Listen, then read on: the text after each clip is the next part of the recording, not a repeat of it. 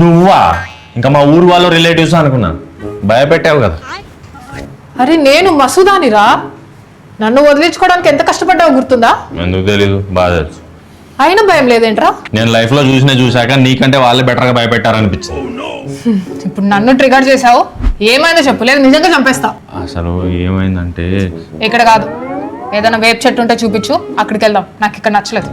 సరేదా ambience కావాలి నీకు. Green tea బాగానే డెవలప్ అయ్యావు మసూదా. జస్ట్ గ్రీన్ టీ రా, ఈ మధ్య కీటో స్టార్ట్ చేసా.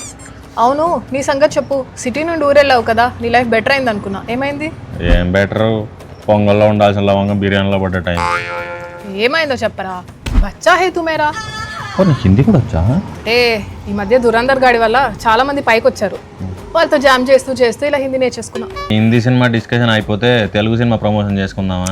ఓకే సీరియస్, ఏమైందో చెప్పు. అది నేను మా బుజ్జమ్మ హాయిగా ప్రేమించుకుంటున్న రోజులు. ప్రశాంతంగా పెళ్లి చేసుకున్నాం. అంతకన్నా బీభత్సంగా కాపురం కూడా స్టార్ట్ చేసుకున్నాం. మంచిగా పెళ్ళైంది. ఊరంతా జలసిగా కూడా ఫీల్ అయింది.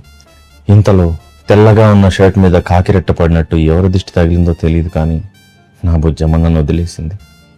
పంచాయతీలో ఊరంతా నిలదీసింది. అది చూసి మా నాన్నకి చిరాకేసింది. వీరప్రతాప్ని పాపం ప్రతాప్ అయ్యాను. దెబ్బకు ఊళ్ళో అందరూ నా మీద పడ్డారు. మా పరువు రోడ్డు మీద పడింది. అప్పటి నుంచి కనీసం ఒక చికెన్ ముక్క కూడా తినలేదు తెలుసా. రే షుగర్ ఏదిరా? ఊరుకో ఊరుకో, నీకు నేనున్నాను కదా. ఎవరింట్లో దాక్కోలు చెప్పు. వద్దులే. ఎవరింట్లో దూరాలు చెప్పు పోనీ. ఏం వద్దులే, వాళ్ళ పాపను వాళ్ళే పోతారు. ఒరే ఆర్సీబీ ఫ్యాన్ అంత లాయల్గా, ఎస్ఆర్హెచ్ కావ్య పాప అంత మంచిగా ఎలా ఉన్నావు నువ్వు? ఏం చేయాలో చెప్పు, నీ కోసం ఏదైనా చేస్తాను. నిజంగా చేస్తావా? ఈ వేప చెట్టు మీద ఒట్టు. అయితే ఉండు, మెసేజ్ చేశా చూడు. ఓస్ ఇంతేనా? నేను హారర్ దయ్యమే కావచ్చు, కానీ ఈ సినిమా ఫ్యామిలీ సినిమా. బుజ్జమ్మ ఊరుకో ఊరుకో. ఏ టిష్యూస్ పట్టండి అమ్మా.